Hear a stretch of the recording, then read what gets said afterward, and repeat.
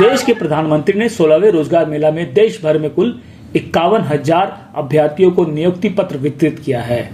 रोजगार सृजन कार्यक्रम के तहत धनबाद के रेलवे ऑडिटोरियम में आयोजित कार्यक्रम में 143 अभ्यर्थियों को नियुक्ति पत्र प्रदान की गई। इन नव नियुक्त कर्मियों की तैनाती विभिन्न केंद्र सरकार के विभागों में की जाएगी, जिसमें डाक सेवा, रेल सहित कई विभाग शामिल हैं। धनबाद में आयोजित रोजगार सृजन कार्यक्रम में बतौर मुख्य अतिथि केंद्रीय जल संसाधन राज्य मंत्री डॉक्टर राजभूषण उपस्थित हुए। वहीं धनबाद सांसद ढुल्लू महतो, धनबाद विधायक राज सिन्हा एवं टुंडी विधायक मथुरा प्रसाद महतो उपस्थित रहे। आज देश भर में कुल 47 स्थानों पर आयोजित रोजगार सृजन कार्यक्रम में कुल 51,000 अभ्यर्थियों को नियुक्ति पत्र प्रदान किया गया। 51,000 युवाओं को देश के विभिन्न भागों में आज 47 जगह रोजगार मेला का आयोजन किया गया और ये 16वीं रोजगार मेला है देश में।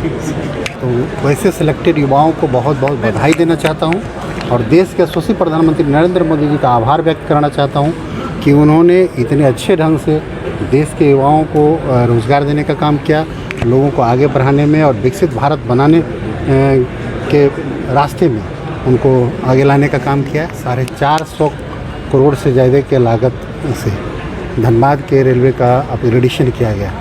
तो निश्चित रूप से यहाँ पर सेंट्रल गवर्नमेंट के द्वारा बहुत सारे युवाओं को रोज़गार भी मिला, चाहे वो टेक्नीशियन ग्रेड में हो या अलग अलग काम तो युवा ही हमारे करेंगे।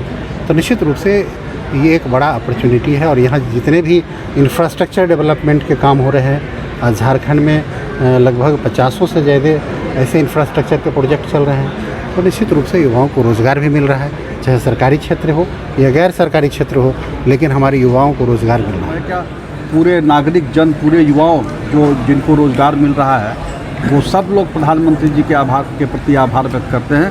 और आज जिन लोगों को रोज़गार मिला, जिन लोगों ने नौकरियां ली आज के दिन में, उन सबको बहुत बहुत बधाई, उनका अभिनंदन है। और उम्मीद है कि वे देश में जो प्रधानमंत्री जी का जो आह्वान है, खास करके उन्होंने जो युवाओं से आह्वान किया है कि इस देश को 2047 तक विकसित भारत बनाना है।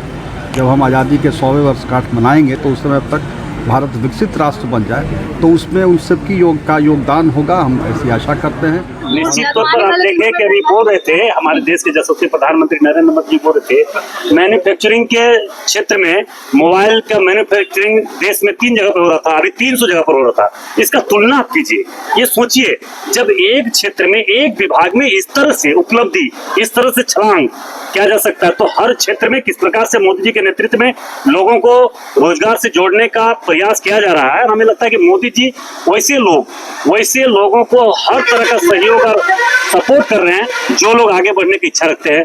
हर क्षेत्र में, मैन्युफैक्चरिंग के क्षेत्र में या कार्य के क्षेत्र में, कोई लोन के माध्यम से लोन आसान इतना कर चुका है कि लोग अगर कोई भी काम करने की इच्छा रखता है तो उसे लोन सरकार आसान तरीके से देकर उसे आगे बढ़ाने का प्रयास किया जा रहा है। हम बस इतना ही आग्रह करना चाहेंगे देशवासियों से कि मोदी जी के साथ तत्परता के साथ खड़े रहिए और देश को और आगे बढ़ाने की जरूरत है। आज विरोधियों के पास किसी प्रकार का कोई सवाल नहीं, कोई जवाब नहीं, करने का लक्ष्य नहीं, करने का सोच नहीं, करने का विजन नहीं, सिर्फ मोदी जी का विरोध करना, वैसे लोग देश विरोधी है।